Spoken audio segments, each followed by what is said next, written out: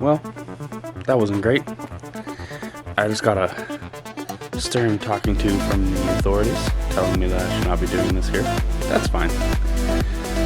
Hey kid, wanna buy a big truck? I'm like, yeah.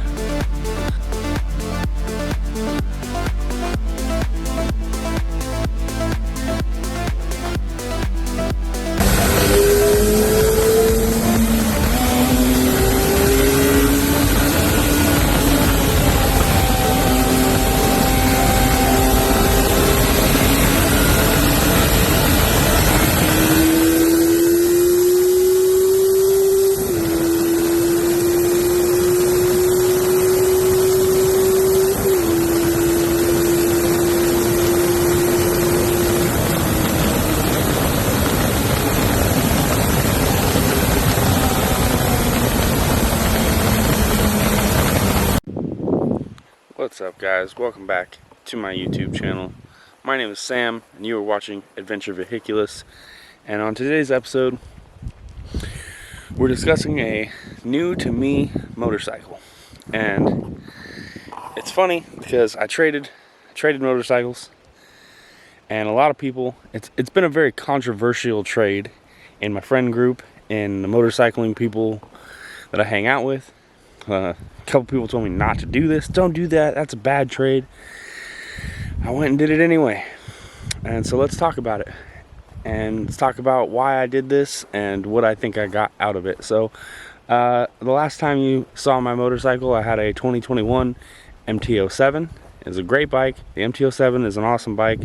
I didn't hate it, but I will say I only owned it for a couple of months.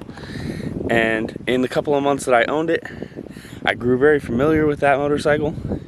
I learned some flaws about it that I didn't necessarily love. There's a couple of things about it, you know, it's not a perfect bike. Nothing is. No motorcycle is perfect. You know, it's just you gotta identify what you want to do with something and decide what works for you. I really liked it. It was fun. It was a very capable motorcycle. You could do almost anything on that bike. You could ride it all day. You could take it off-road. You could do sporting with it. You could do wheelies with it. All sorts of stuff.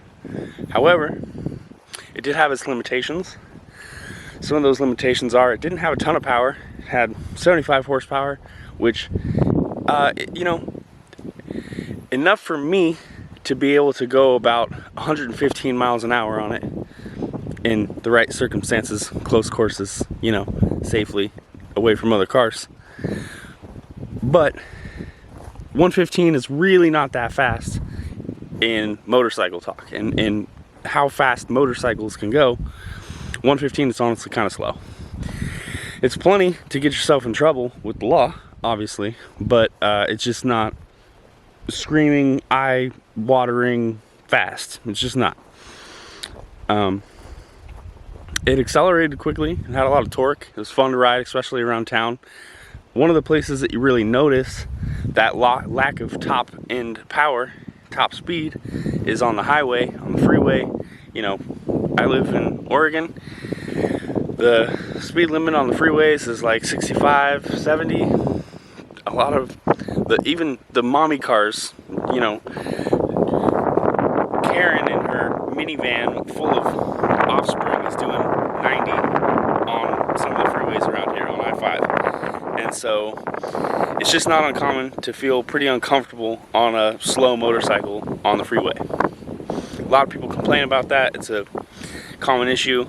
If you're going to do a lot of freeway, highway cruising, you really want a big, fast motorcycle. Another complaint that I had about the MT-07 is the suspension and the brakes. The motor is awesome. The motor is so much fun. It makes great power. It's very reliable. No complaints about the motor, honestly. Sounds cool, like awesome, cool little motor. However, the chassis that they put it in, it's a cheap motorcycle. It's meant to be a beginner bike. It's meant to be very entry level and affordable. It has standard style forks. It has pretty weak brakes. Everybody that rides an MT-07 complains the suspension sucks. If you get it deep into a corner, if you're leaned over and you're going fast and you hit a couple of small bumps, it will just absolutely upset the chassis. It will be sketchy and scary, leaned over in a corner at honestly almost any speed if you hit bumps. And that's unfortunate.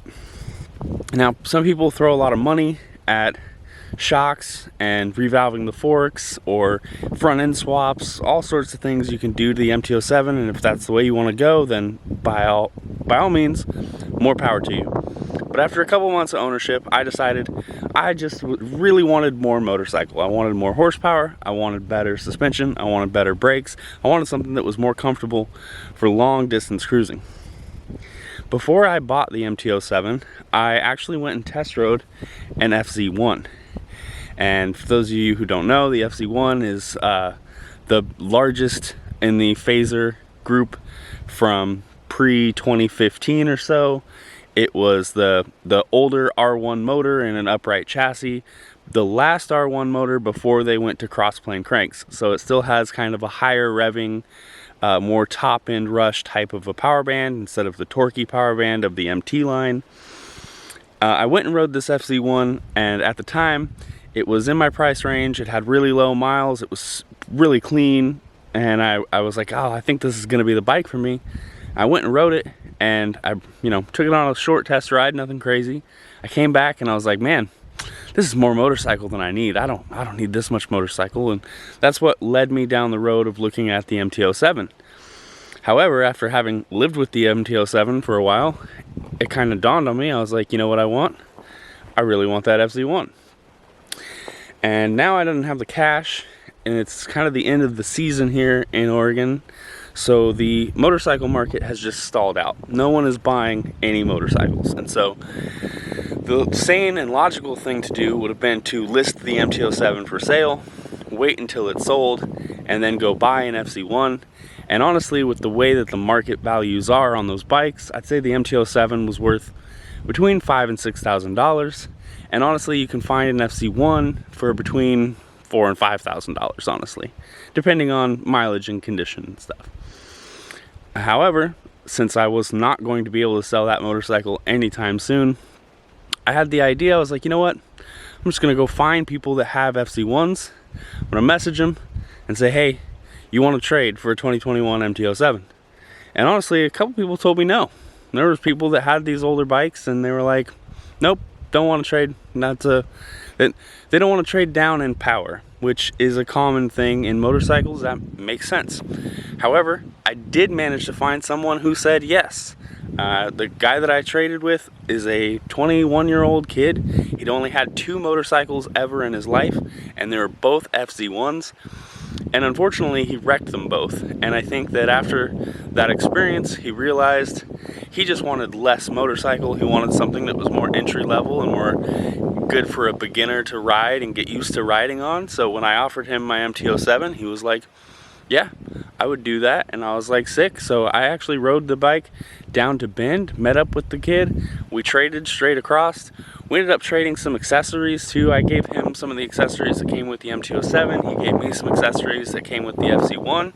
And yeah, I am now the proud owner of this lovely 2009 Phaser FZ1. It does have a fair amount of miles on it. Like many of these Phaser bikes, it's definitely been ridden. It has 22,000+ miles on it. I do have the title for it. It does have current tags, so I didn't lose a lot in the fact that I traded one street legal ready to go motorcycle for another street legal ready to go motorcycle. But like I said, if I had sold my bike and purchased this bike, I probably would have come away with some extra cash. And as it was, I did not. So my friends and some people that I talked to about this trade were like, oh man, that's a terrible trade. You got scammed. You should have made him put money on top. And I'm like, he wouldn't have done that. And no one would have done that right now because of the way the market is. He would have just sat on it and waited to sell it, which again is the sane and logical thing. However, I was the one that was impatient and just wanted a bigger motorcycle right now. I wanted to get this sweet, big leader bike in my possession as soon as possible so I could go ride it and enjoy it. So even though I may have lost a little bit of cash value on the trade, I still feel pretty happy with the trade, and I know that the kid is happy with his trade too. I think that we both got bikes that are better suited to our riding style. He's going to really enjoy the MT-07. I know he's already been enjoying it, and I've already been enjoying this FC1. This thing it's fast. This has more than twice the horsepower of the MT-07. It has way better suspension and way better brakes. I mean, the things that this bike is capable of is just insane. One of the things that I tell people have been asking me about, like, what it's like to ride it. Every other machine I've ever had, I could tell what gear I was in from the RPMs. You can just hear the RPMs, you know how fast you're going, and you're like, oh yeah, that's third gear. Or, you know, whatever. You're cruising along and you're cruising at a high speed and you're barely using any throttle. You're like, oh, I must be in sixth gear. On this motorcycle, I have been cruising along at 80 miles an hour, and I'm barely touching the throttle, and I'm like, oh, I must be in sixth gear. Then I reach down just to check, and I upshift, and it goes up one, and I'm like, oh, I wasn't in sixth gear. And then I go down and upshift again, and it upshifts again. I'm like, Jesus, I was in fourth. It'll just cruise along at high RPMs like butter smooth. In fact, when I'm recording on the bike, I've done some recording with my phone, and when you're recording at low RPM, the phone vibrates real hard with the motor. And as you get into it and you start to get into the higher RPM, 6, 7, 8,000 RPM, it actually smooths out the video a bunch, because this motor just loves to be in high RPMs. That's where its power band is. That's where it's super smooth. It just runs so well there. And that being said, when I traded for this thing, I rode it home in the pouring down rain over a mountain pass. And honestly, the whole way home, I was very anxious and nervous. Honestly, I was terrified, because I was like, please don't wreck this amazing motorcycle that I just got. But having ridden it a bunch now, I've put at least 2,000 miles on this thing in 2 weeks. I've ridden it quite a bit in the wet. And one of the things that I've learned about it is that as long as you're keeping it out of the power band, keeping it low in the RPMs, it's actually very tame and docile. And this thing will do whatever you tell it to do. It'll just chug along. It'll be very calm and mannerly. And then if you decide, oh, you know, I'd like to triple the speed limit, downshift twice and give it some throttle, and you're there. I mean, it's so quick. It is an amazing motorcycle, how rounded it is and how capable it is of doing both. I've done several 400-mile days on this thing. Last weekend, I did over 1,000 miles with back-to-back-to-back rides 3 days in a row. And it has a very comfy seat. I believe this is a custom upholstered seat that it came with. And I have the rear seat that matches as well, but it's not on right now. I have this like waterproof roll top saddlebag rear bag on it, which is really nice. Actually, it's very compact, and I can fit a bunch of extra gear in here. And because I don't have the rear seat on, it pretty much takes up the same amount of space as the rear seat does, which is really great for solo trips, because you can carry a bunch of stuff, but you don't have like this huge box here or anything. It does have the stock exhaust on it, which I don't necessarily love, and I have a Delkovich exhaust on order. It actually should be here tomorrow. This is the SW Motec tank bag. This came with the MT-07, and I bought the proper tank bag ring to be able to put it on this bike. I really love that tank bag, even though it's kind of small. It's nice that it's so compact, because it just doesn't get in your way at all. You can move around and do everything you want here. I already put a set of Pro Taper bars on it. Pro Taper waffle grips, the cramp buster, the bar end mirrors, all that is from my ownership. Like I said, the kid that had it before me had wrecked it. She's really dirty right now. Really dirty. Been riding the heck out of it. But because it was wrecked, it does have some dents in the tank on this side. Some scratches down here. And the tail is like cracked. Little crack and some scratches and stuff. And yeah, that's another thing that people commented on. They were like, oh, well, your bike was like pristine and perfect, and this one is like wrecked. And I said, yeah, you know, that's true. And to a lot of people, those little bumps and scrapes would heavily depreciate this motorcycle. But it doesn't to me. To be honest, I want to be able to ride the hell out of this thing. I want to be able to get it wet and dirty and rough, ride it through gravel, ride it every day, potentially lay it down myself one day, and be able to live with myself about it. One of the problems I had with the MT-07 is that when I bought it, it was literally like brand new. You guys might remember it still had the plastic on the gauge cluster. Like, it was brand new. And just in the time period that I rode it, the plastics had gotten scratched, faded. I dumped gas on them a few times.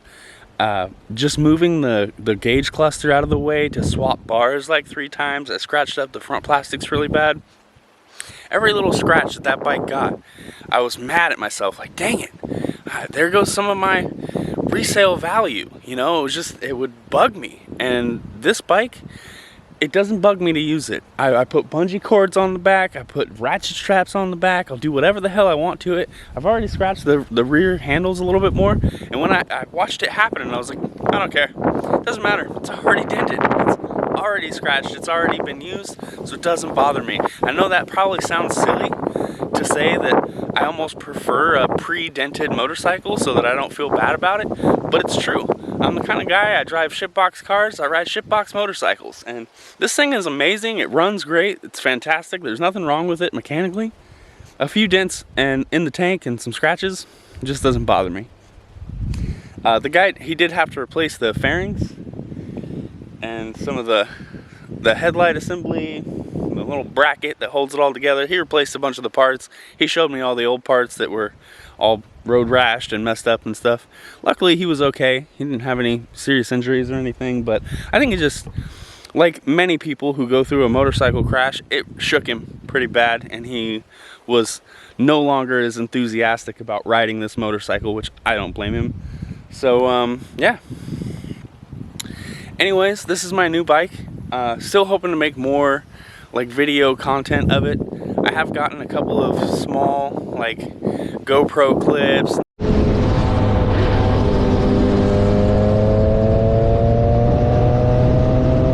and cell phone clips with it, but unfortunately I still don't own a GoPro or anything of that nature, so it's really hard for me to get cool riding footage.